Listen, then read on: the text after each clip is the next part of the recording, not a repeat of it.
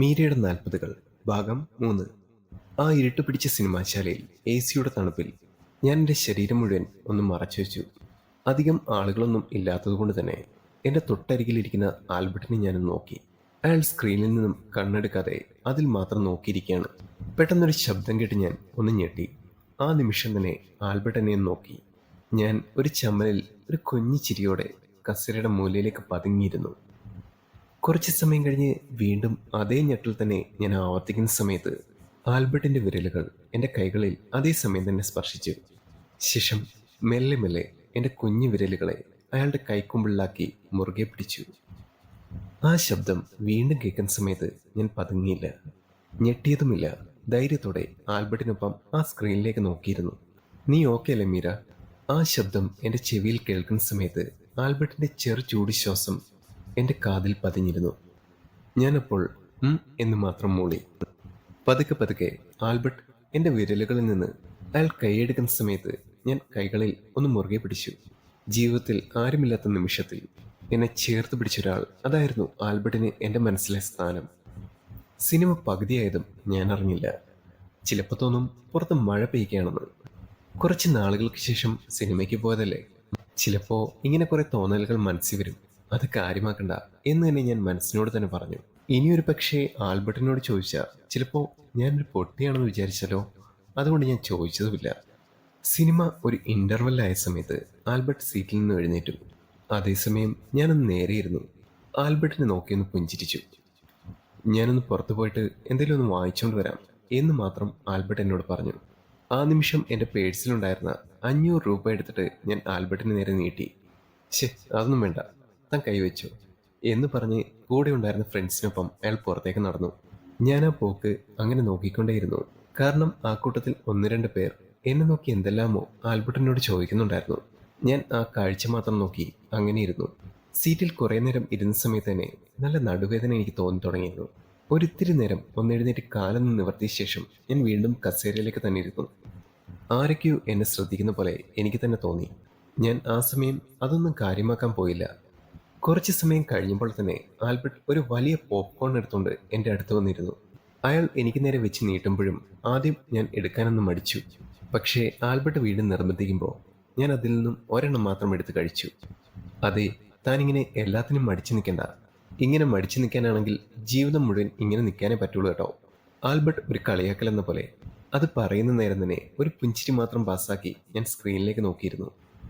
Albert താൻ അവർക്കൊപ്പം പോകുന്ന സമയത്ത് എന്നെ നോക്കി എന്തൊക്കെയല്ലോ ചോദിക്കുന്നുണ്ടായിരുന്നല്ലോ. അതെന്താ? അതൊന്നുമില്ല, അവർ ചുമ്മാ തമാശ പറഞ്ഞതാണ്. ആൽബർട്ട് അങ്ങനെ പറഞ്ഞു നിർത്തുമ്പോഴും എൻ്റെ മനസ്സിൽ ഇതുവരെയും ഇല്ലാത്തൊരു ആകാംക്ഷ കൂടിക്കൂടി വന്നു. എന്താ, എന്നാലും എന്നോടൊന്ന് പറയാമോ? ഞാൻ വീണ്ടും അയാളോട് ചോദിച്ചു. അത് താൻ നല്ലൊരു പെൺകുട്ടിയല്ലേ, തന്നെ അങ്ങ് വിവാഹം കഴിച്ചൂടെ എന്നാണ് ചോദിച്ചത്. അതൊന്നുമല്ല, താൻ ചുമ്മാതെ പറയുന്നതാണ്, ഞാൻ ആൽബർട്ടിനോട് പറഞ്ഞു. എടോ, ശരിക്കും അവർ പറഞ്ഞത് ഇത് തന്നെയാണ്. ഞാനാണെങ്കിൽ വിവാഹം കഴിച്ചിട്ടില്ല. പിന്നിങ്ങനെ നാട് മൊത്തം പെണ്ണ് കണ്ട് നടക്കണ്ടല്ലോ, തന്നെ നോക്കിക്കൂടെ എന്ന് ചോദിച്ചു. അത് മാത്രമേ ഉള്ളൂ. എന്നിട്ട് ആൽബർട്ട് എന്ത് പറഞ്ഞു? ഞാനെന്ത് പറയാനാ, ഞാൻ ചോദിച്ചിട്ട് പറയാം എന്ന് മാത്രം പറഞ്ഞു. അയാളുടെ ആ സംസാരത്തിൽ അതുവരെയും പതുങ്ങിയിരുന്ന് ഞാൻ ഒന്ന് പൊട്ടിച്ചിരിച്ചു. ചില സമയങ്ങളിലാണെങ്കിൽ ചിരിച്ചു തുടങ്ങിയാൽ ഒരുപക്ഷെ ചിരി നിർത്താൻ കഴിയാത്ത ഒരാളാണ് ഞാൻ. എന്നാൽ ചില സമയങ്ങളിൽ ഞാൻ കരഞ്ഞു തുടങ്ങിയാലോ, ഇനി അതും നിർത്താൻ കഴിയാത്ത ഒരാളാണ് ഞാൻ. ഞാൻ വീണ്ടും പൊട്ടിച്ചിരിച്ചുകൊണ്ടിരുന്നു. എനിക്കെന്തോ ഓർത്തോർത്ത് വീണ്ടും ചിരിക്കാൻ തോന്നി. സിനിമയിൽ ഏതോ ഒരു സെന്റിമെന്റൽ സീൻ വന്നപ്പോൾ പോലും ഞാൻ ചിരി നിർത്താതെ അങ്ങനെ നിന്നു. കൈവിട്ടു പോയി എന്ന് മനസ്സിലാക്കിയ ആൽബർട്ട് എൻ്റെ വാ പൊത്തിപ്പിടിച്ചു. കാരണം എനിക്ക് തൊട്ടു പിറകിലിരിക്കുന്നവരും മുൻപിലിരിക്കുന്നവരും എല്ലാവരും ഞങ്ങളെ ശ്രദ്ധിക്കുന്നുണ്ടായിരുന്നു. ആരൊക്കെയോ എന്തൊക്കെയോ പറയാൻ തുടങ്ങിയപ്പോൾ ഞാൻ ചിരി നിർത്തി. അതേസമയം ഞാൻ ആൽബർട്ടിന്റെ കയ്യിലൊന്ന് തോണ്ടിയ ശേഷം, സോറി കേട്ടോ, എനിക്കിങ്ങനെ വരാറുള്ളതാ. ആൽബർട്ട് എൻ്റെ തോളിൽ തട്ടിയ ശേഷം ഒന്ന് പുഞ്ചിരിച്ചുകൊണ്ട് സ്ക്രീനിലേക്ക് നോക്കിയിരുന്നു. കുറച്ച് സമയത്തിന് ശേഷം സിനിമയെല്ലാം കഴിഞ്ഞ് ഞങ്ങൾ എഴുന്നേക്കുന്ന സമയത്ത് ആൽബർട്ട് അയാളുടെ ഫ്രണ്ട്സിനെ ഓരോരുത്തരായി എന്നെ പരിചയപ്പെടുത്തി. എല്ലാവരുടെയും നല്ല സ്നേഹത്തോടെയുള്ള ഒരു പെരുമാറ്റം. ഒരുപക്ഷേ ഞാൻ ഇതുവരെ ആരോടും മിണ്ടാത്തത് കൊണ്ടാവാം, എന്തോ ഒരു പ്രത്യേക അനുഭവം തന്നെയായിരുന്നു. ആൽബർട്ടിന്റെ ഫ്രണ്ട്സ് എല്ലാം ഞങ്ങളോട് യാത്ര പറഞ്ഞതിന് ശേഷം അവർ പുറത്തേക്കിറങ്ങി. ആ നിമിഷവും ആൽബർട്ട് എൻ്റെ കൂടെ തന്നെ ഉണ്ടായിരുന്നു. പെട്ടെന്ന് ഞങ്ങൾ രണ്ടുപേരും നിശബ്ദരായി തന്നെ നിൽക്കുന്ന സമയത്ത് ആൽബർട്ട് എന്നോട് ചോദിച്ചു, ഇനി എന്താ പ്ലാൻ? നേരെ വീട്ടിലേക്ക് പോകാനാണോ? ശരിക്കും തന്നെ ഇവിടെ കണ്ട സമയത്ത് ഞാൻ അത്ഭുതപ്പെട്ടു പോയി. കാരണം ഒരിക്കലും പ്രതീക്ഷിക്കാൻ പറ്റാത്ത അങ്ങനെ ഒരാളല്ലേ താൻ. ആൽബർട്ട് അത് ചോദിക്കുന്ന സമയത്ത് ഒരു പുഞ്ചിരിയോടെ ഞാൻ മറുപടി പറഞ്ഞു. താൻ തന്നെയല്ലേ ആൽബർട്ട് എന്നോട് പറഞ്ഞത്, ജീവിതം ഒന്ന് മാത്രമേ ഉള്ളൂ, അതിലെ ഓരോ നിമിഷങ്ങളും പിന്നീട് ഒരിക്കലും കിട്ടില്ല എന്നൊക്കെ. ഞാൻ പറഞ്ഞത് കേട്ടതും ആൽബർട്ട് ഒരു അട്ടഹാസത്തോടെ പറഞ്ഞു, താൻ അതൊക്കെ ഇതുവരെ മറന്നില്ലേ? ഞാൻ ആ സമയത്ത് എനിക്ക് തോന്നിയ കാര്യം പറഞ്ഞു. പക്ഷേ അതൊന്നും ഇങ്ങനെ മനസ്സിൽ വെച്ചുകൊണ്ട് നടക്കണ്ട കേട്ടോ. ഹാ, ഏതായാലും താൻ പറഞ്ഞ കാര്യം എൻ്റെ മനസ്സിൽ പിടിച്ചു. ഇനി അതൊരു പക്ഷേ എൻ്റെ മനസ്സിൽ നിന്ന് പോകത്തില്ല. ഞാനത് പറഞ്ഞു നിർത്തിയ സമയത്ത് ആൽബർട്ട് എൻ്റെ മുഖത്തേക്ക് നോക്കി. എടോ, താൻ സീരിയസ് ആയിട്ടാണോ പറയുന്നത്? അത് ചോദിക്കുന്ന സമയത്ത് ഞാൻ തന്നെ മറുപടി പറഞ്ഞു, അതെ. ഇനി ഞാൻ പെട്ടെന്ന് വീട്ടിലോട്ടൊന്നുമില്ല. ഇപ്പോൾ ഏകദേശം കുറച്ച് സമയമായുള്ളൂ. ഇനി രാത്രി കുറച്ചു നേരം ബീച്ചിൽ പോയിരിക്കണം. പിന്നെ നിലാവിനെ നോക്കി എന്തെല്ലാമൊക്കെ ഇങ്ങനെ പറയണം. അങ്ങനെ ഒരുപാട് കാര്യങ്ങളുണ്ട് എൻ്റെ മാഷേ. ഞാനതൊക്കെ പറയുന്ന സമയത്ത് ആൽബർട്ട് ഇങ്ങനെ പൊട്ടിച്ചിരിക്കുമ്പോൾ ഒടുവിൽ ഞാൻ തന്നെ വിചാരിച്ചു, ഇനി ഞാൻ എന്തെങ്കിലും പൊട്ടത്തരം പറയുന്നത് കൊണ്ടാണോ ആൽബർട്ട് ഇങ്ങനെ ചിരിക്കുന്നത്. ഏതായാലും തനിക്ക് കുറച്ച് മാറ്റം വെച്ചിട്ടുണ്ട്. അതിത്ര പെട്ടെന്നാവുമെന്ന് ഞാൻ വിചാരിച്ചിട്ടില്ല. ഏതായാലും ഉടനെ ഞാനും വീട്ടിലേക്കില്ല. ഇനി ഞാൻ കൂടി വന്നോട്ടെ തനിക്കൊരു കമ്പനിക്ക്? അതിനെന്താ, ബീച്ച് ഇങ്ങനെ വിശാലമായിട്ട് കിടക്കുകയല്ലേ, താനും വന്നോളന്നേ. പിന്നെ ഞാൻ ഈ രാത്രി പോകുന്ന സമയത്ത് ഒറ്റയ്ക്ക് പോകാം എന്ന് കരുതിയാണ് ഇറങ്ങിയത്. ശരിക്കും ആ ഒരു സമയത്തല്ലേ ആൽബർട്ട് നമുക്ക് നമ്മളെ അറിയാൻ സാധിക്കൂ. നമ്മൾ എന്താണെന്നും നമ്മൾ ആരാണെന്നും ശരിക്കും നമുക്ക് നമ്മളോട് തന്നെ ചോദിക്കാൻ കഴിയുന്ന ഒരു നിമിഷങ്ങൾ അതല്ലേ. ഇനി ഏതായാലും ഞാൻ തനിച്ചു പോകുന്നില്ല. ആൽബർട്ട് എൻ്റെ കൂടെ വന്നോളൂ. പിന്നെ പാതിരാത്രിയിൽ കൊതുകടി കൊള്ളാൻ അങ്ങനെ ഒരാളായല്ലോ. ഞാൻ ഒരു പുഞ്ചിരിയോടെ അത് പറഞ്ഞു നിർത്തി. അങ്ങനെ സിനിമാശാലയിൽ നിന്നും ഒരു ഓട്ടോ പിടിച്ചാണ് ഞാനും ആൽബർട്ടും കൂടെ ബീച്ചിലേക്ക് പോകുന്നത്. സമയം അപ്പോൾ 8 മണി കഴിഞ്ഞിട്ടുണ്ടാവും. ഞങ്ങളവിടെ ചെല്ലുന്ന സമയത്ത് ആളുകൾ തീരെ കുറവായിരുന്നു. റോഡിൻ്റെ സൈഡിലായിട്ട് ഒരു ബജ്ജി കച്ചവടക്കാരനുണ്ടായിരുന്നു. പിന്നെ അവിടെയും ഇവിടെയൊക്കെ മാറി മാറി കച്ചവടക്കാരുണ്ട്. ആൾക്കാർ തീരെ കുറവായതുകൊണ്ട് തന്നെ കച്ചവടവും തീരെ കുറവ് തന്നെയാണ്. ആ നിമിഷം ആൽബർട്ട് എന്നോട് ചോദിച്ചു, നമുക്ക് ഒരു കാപ്പി കുടിച്ചാലോ? ചെറിയൊരു തണുത്ത കാറ്റ് ബീച്ചിൽ നിന്ന് തന്നെ ഇങ്ങോട്ട് അടിക്കുന്നുണ്ട്. ഒരുപക്ഷെ ഇപ്പോൾ മഴയ്ക്ക് നല്ല കോളുണ്ടായിരുന്നു. ആ തണുപ്പിന് തന്നെ ഒരു ചൂട് ചായ കിട്ടിക്കഴിഞ്ഞാൽ കുടിക്കാത്തവരായിട്ട് മലയാളികൾ ആരെങ്കിലും ഉണ്ടോ? ഞാനും ആൽബർട്ടും ആ ഒരു സമയത്തൊരു ചൂട് ചായ പറഞ്ഞു. അത്യാവശ്യം സ്ട്രോങ് ആയിട്ടുള്ള ഒരു കാലി ചായ. സിനിമ കണ്ടിറങ്ങിയ സമയത്ത് തന്നെ ഒരു ചെറിയ തലവേദന ഉണ്ടായിരുന്നു. ചിലപ്പോൾ ചായ കുടിക്കുന്ന സമയത്ത് തന്നെ തലവേദന പമ്പ കിടക്കും. പിന്നെ ഈ ഒരു സ്ഥലത്ത് ഇങ്ങനെ കറങ്ങി നടക്കണമെന്നുണ്ടെങ്കിൽ ഒരു ചെറിയ ഉന്മേഷവും കാര്യങ്ങളൊക്കെ വേണമല്ലോ. അതിനു വേണ്ടിയിട്ടാണ് കേട്ടോ ഈ ഒരു സ്പെഷ്യൽ ചായ.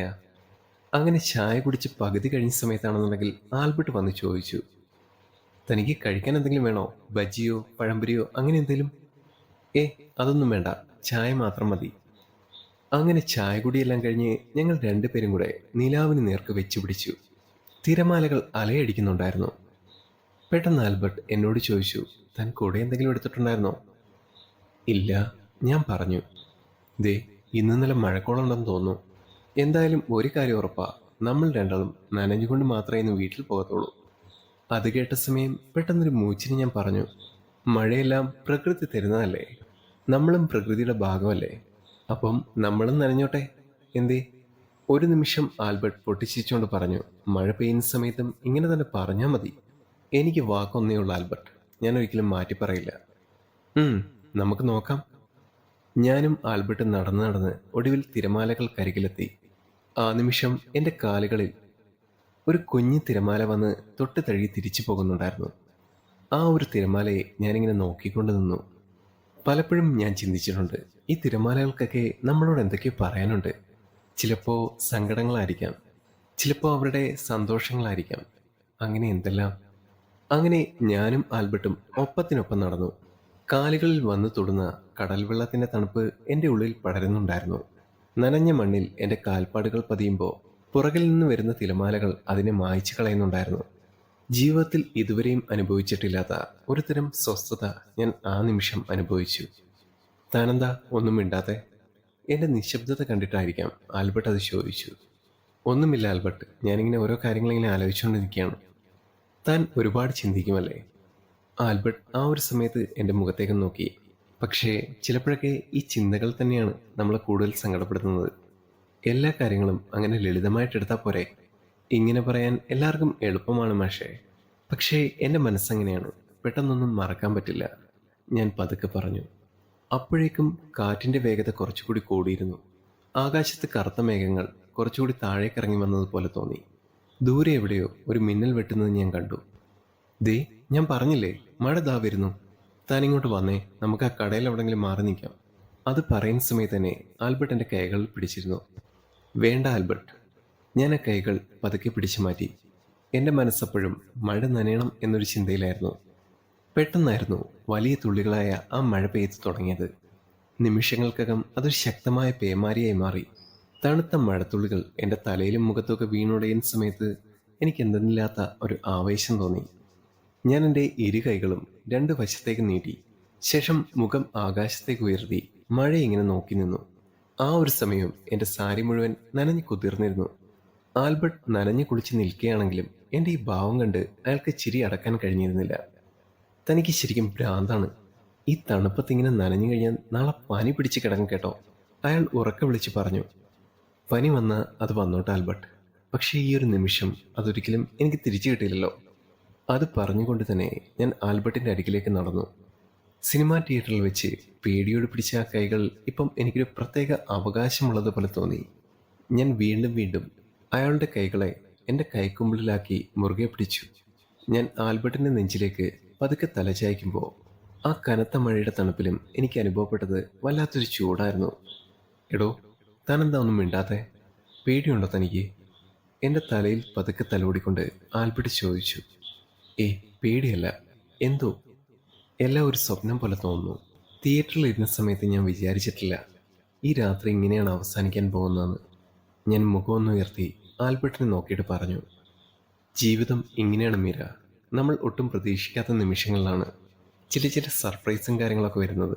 ഇനിയിപ്പോൾ എന്തായാലും നനഞ്ഞു കുതിർന്നില്ലേ, ഈ മഴ തോരുന്നവരെ നമുക്കിങ്ങനെ നടന്നു പോയാലോ? ആൽബർട്ട് അത് പറഞ്ഞുകൊണ്ട് എൻ്റെ കൈകൾ മുറുകെ പിടിച്ച് മുന്നോട്ട് നടന്നു. മഴ പെയ്തു തോരാൻ യാതൊരു ലക്ഷണവും ഉണ്ടായിരുന്നില്ല. ബീച്ചിൻ്റെ അറ്റത്തുള്ള ആ വലിയ വിളക്കുമരത്തിൻ്റെ വെളിച്ചം മഴത്തുള്ളികൾക്കിടയിൽ കൂടെ ഞങ്ങളുടെ മേൽ വന്നു വീഴുന്നുണ്ടായിരുന്നു. വഴിയിൽ കെട്ടിക്കിടക്കുന്ന വെള്ളത്തിൽ ഞങ്ങൾ രണ്ടുപേരും ചവിട്ടി നടക്കുന്ന സമയത്ത് കുഞ്ഞു കുട്ടികളെപ്പോലെ എനിക്ക് വീണ്ടും ചിരി വരുന്നുണ്ടായിരുന്നു. താൻ വീണ്ടും ചിരിക്കാൻ തുടങ്ങിയോ? ഇനിയിപ്പോൾ തിയേറ്ററിൽ പോലെ നിർത്താതെ ചിരിക്കുമോ? ആൽബർട്ട് എന്നെ കളിയാക്കിക്കൊണ്ട് അങ്ങനെ ചോദിച്ചുകൊണ്ടേയിരുന്നു. ഇല്ല മാഷേ, ഇത് സന്തോഷം കൊണ്ട് വരുന്ന ചിരിയാണ്. ഞാനത് പറഞ്ഞുകൊണ്ട് അയാളുടെ തോളിൽ പതുക്കെ ഒന്നുകൂടി തട്ടി. ഒടുവിൽ നടന്ന് ഞങ്ങൾ രണ്ടുപേരും ആ ഒരു ബജ്ജിക്കടയുടെ അരികിലെത്തി. കടക്കാരൻ ചേട്ടൻ ആ ഒരു സമയത്ത് പടുത വലിച്ചു കെട്ടി ഉള്ളിലിരിക്കുകയായിരുന്നു. ഒരുപക്ഷെ ഞങ്ങളുടെ നനഞ്ഞൊട്ടിയ രൂപത്തിൽ കണ്ടപ്പോൾ തന്നെ പുള്ളിക്ക് അത്ഭുതം തോന്നിയിരിക്കാം. ഞങ്ങളെ കണ്ട സമയത്ത് തന്നെ അയാൾ പറഞ്ഞു, രണ്ടുപേരും അകത്തേക്ക് കയറിയിരുന്നേ. ശേഷം കടയിലുണ്ടായിരുന്ന ഒരു ചെറിയ ബെഞ്ച് ഞങ്ങളെ ചൂണ്ടിക്കാണിച്ചു. ഞങ്ങൾ രണ്ടുപേരും ആ തിണ്ണയിൽ കയറി നിന്നു. സാരിയിൽ നിന്നും വെള്ളം ഇറ്റിട്ട് വീഴുന്നുണ്ടായിരുന്നു. തണുപ്പ് കാരണം ഞാൻ അറിയാതെ ഒന്ന് വിറച്ചു. ഞാൻ വിറയ്ക്കുന്നത് കണ്ടിട്ടാവാം ആൽബർട്ട് കയ്യിലുണ്ടായിരുന്ന ഒരു ചെറിയ ടവൽ എൻ്റെ തലയിലേക്ക് ഇട്ടു തന്നു. തല നല്ലപോലെ തുടച്ചോ, ഇല്ലെങ്കിൽ നാളെ ഓഫീസിൽ ലീവ് എടുക്കേണ്ടി വരും. ആൽബർട്ട് പറഞ്ഞു നിർത്തുന്ന സമയത്ത് ഞാൻ പറഞ്ഞു, അതിനൊക്കെ ഇനിയും സമയമുണ്ടല്ലോ മാഷേ. അങ്ങനെ സംസാരിച്ചുകൊണ്ടിരിക്കുന്ന സമയത്ത് കടയിൽ നിന്നും ഒരു ചായ കൂടി ഞങ്ങൾ വാങ്ങിച്ചു കുടിച്ചു. എടോ, ഈ ചായ കുടിച്ചിട്ട് വേണം തനിക്ക് ഞാൻ ഒരു ഓട്ടോ പിടിച്ചു തരാൻ. സമയം ഒരുപാടായി കേട്ടോ. ആൽബർട്ട് വരുന്നില്ലേ എൻ്റെ കൂടെ എന്ന് ഞാൻ ചോദിക്കുന്ന സമയത്ത്, തന്നെ പാതിരാത്രിക്ക് വിടാൻ എനിക്ക് ഭ്രാന്തൊന്നുമില്ല, ഞാൻ വീട്ടിലാക്കിയിട്ട് പൊക്കോളാം. അയാളൊരു പുഞ്ചിരിയോടെ പറഞ്ഞു നിർത്തുന്ന സമയത്ത് എനിക്ക് വല്ലാണ്ടൊരു ആശ്വാസം തോന്നി. അങ്ങനെ വഴിയിൽ കണ്ട ഒരു ഓട്ടോയും പിടിച്ച് ഞങ്ങൾ യാത്ര തുടങ്ങി, അതും എൻ്റെ വീട്ടിലേക്ക്. അങ്ങനെ ഒടുവിൽ വീടിന് മുന്നിലെത്തി ആ ഗേറ്റ് തുറന്ന് അകത്തേക്ക് കയറാൻ ആഞ്ഞതും പെട്ടെന്ന് തിരിഞ്ഞ് അയാളുടെ കൈകൾ ഒന്നുകൂടി മുറുകെ പിടിച്ചു. ഒരു നിമിഷം ഒന്ന് ശ്വാസമെടുത്ത് ഞാൻ പറഞ്ഞു, ആൽബർട്ട്, താങ്ക്സ്. എടോ, നമ്മൾ തമ്മിൽ എന്തിനാ ഈ താങ്ക്സ് ഒക്കെ? പോയി കിടന്ന് ഉറങ്ങാൻ നോക്ക്, നമുക്കിനി നാളെ കാണാം. അയാൾ മനോഹരമായൊരു ചിരിയോടെ യാത്ര പറഞ്ഞു. ഞാൻ വരാന്തയിൽ കയറി നിന്ന് നോക്കുന്ന സമയത്ത് ആൽബർട്ട് തിരിച്ചു പോകാൻ ഓട്ടോയിൽ കയറുന്നുണ്ടായിരുന്നു. ആ ഒരു സമയം വീടിനകത്ത് കയറി ലൈറ്റിട്ടതും ഒരു പ്രത്യേക വെളിച്ചം നിറഞ്ഞു നിൽക്കുന്ന പോലെ. കണ്ണാടിയുടെ മുന്നിൽ നിൽക്കുന്ന സമയത്ത് നനഞ്ഞൊട്ടിയ മുടിയും ചുവന്ന കവിളുകളുമായി നിൽക്കുന്ന എന്നെ തന്നെ എനിക്ക് മനസ്സിലാവാൻ കഴിഞ്ഞില്ല. മനസ്സിൽ ഒരു 100 വസന്തങ്ങൾ ഒരുമിച്ച് വിരിഞ്ഞതുപോലെ. ജനലിലൂടെ പുറത്ത് ശാന്തമായ രാത്രിയിലേക്ക് നോക്കുന്ന സമയത്ത് ദൂരെ തിരമാലകളുടെ ശബ്ദം ഇപ്പോഴും കേൾക്കാമായിരുന്നു. പക്ഷേ ആ ഒരു ശബ്ദത്തിന് ഇപ്പോഴും സങ്കടത്തിൻ്റെ ഭാവമല്ലായിരുന്നു. അതൊരു പുതിയ ജീവിതത്തിൻ്റെ സംഗീതമായിരുന്നു. മീരയുടെ 40കൾ. ഈ ഒരു സ്റ്റോറി ഇവിടെ അവസാനിക്കുകയാണ്. കഥ കേട്ടിരുന്ന എല്ലാവർക്കും നന്ദി. നമുക്ക് പുതിയൊരു സ്റ്റോറിയുമായിട്ട് വീണ്ടും കാണാം.